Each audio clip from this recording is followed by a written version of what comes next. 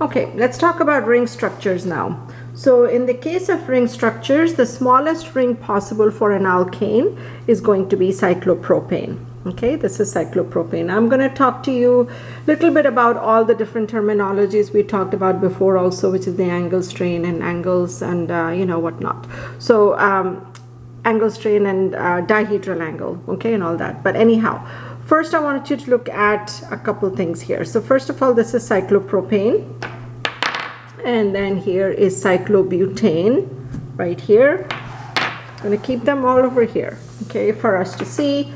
And here is cyclopentane right there, and then here is cyclohexane. Okay, so here we have all the rings possible. So first of all, I want you to note about the planarity of the rings. Okay, so here you can see that the ring is planar, is sitting absolutely straight down the table. Okay, so it sits right there. It's very straightforward. Look at the cyclobutane, also sitting very nicely on the table, planar ring. Okay, now look at cyclopentane, and you can see that it's not touching the table all the way through. So this is not a planar ring. Okay, so what has happened? It's going from cyclopropane to butane to pentane. Now we have lost the planarity of the ring.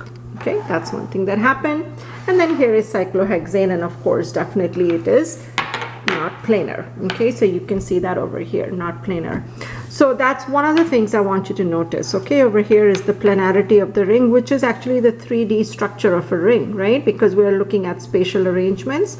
So this 3D structure is an important thing for us. Okay, now let's look at the different thing.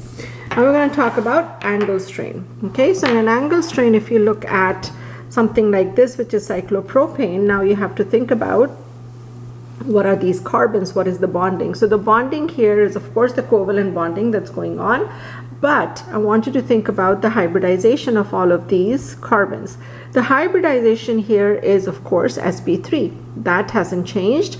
So if it is sp3, what is the bond angle for sp3? And you can pause me over here if you want to think about the answer before I say it. So the angle is going to be 109, okay, for an sp3. What is the angle here in a triangle? The angle in a triangle is 60 degrees. Equilateral triangles are 60 degrees. So which means this angle, and this one, these are all 60 degrees.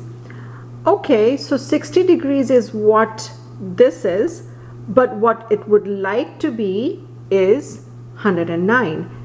That is called angle strain, okay, because what you're putting this poor atom through is a lot of angle stress, okay, and it's stressed out because you put it in that kind of bonding. Okay, you did not, okay, I did, but we put it in that kind of a bonding where it's in a triangle and it has to be in that angle in order to form this bond. So that is called angle strain or angle stress. You can call it angle strain, is a better word for it. So that's angle strain. Again, why? Because sp3 is supposed to be 109, but now it is 160. All right, what happens in cyclobutane? In cyclobutane, the angle here is going to be 90 degrees. That's what squares or rectangles are like. This is still sp3, that hasn't changed, right? But the angle here has relieved itself a little bit because this one was 60, this is now 90, so this is doing just a little bit better, but it is still not happy, okay, or I should say stable. All right, so this one is 20 degrees shorter than what it is supposed to be. Now when we get to cyclopentane has a ring of or an angle of about 108.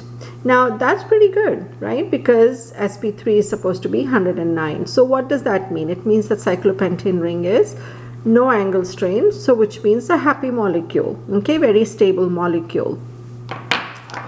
When you get to cyclohexanes, you can see is a little bit also floppy kind of a thing, right? It's moving around a lot more.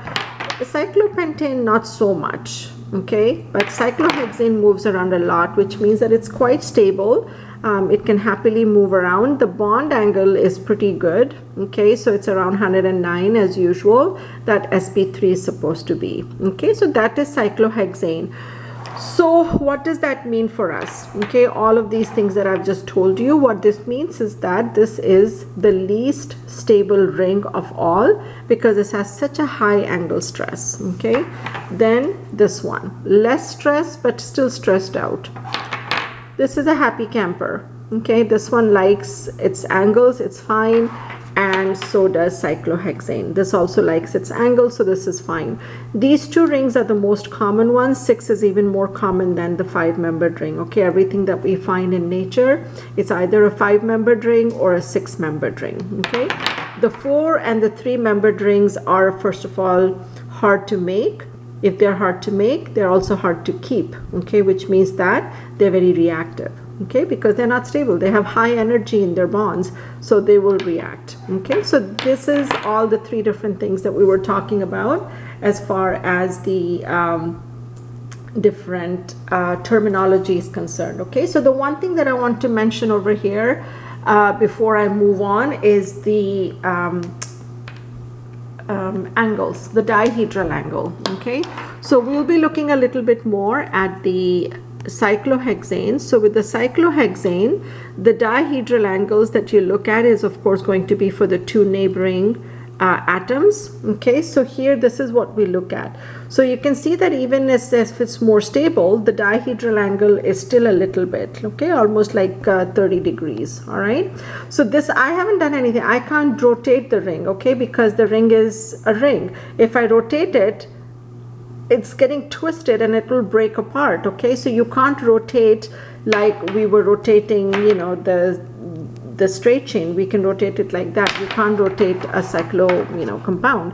So this dihedral angle is stuck, which means that these 2 atoms are stuck the way they are, okay, right now.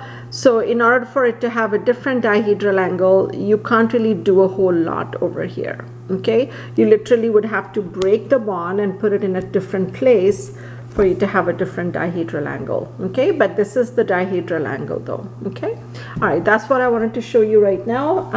We'll talk more later.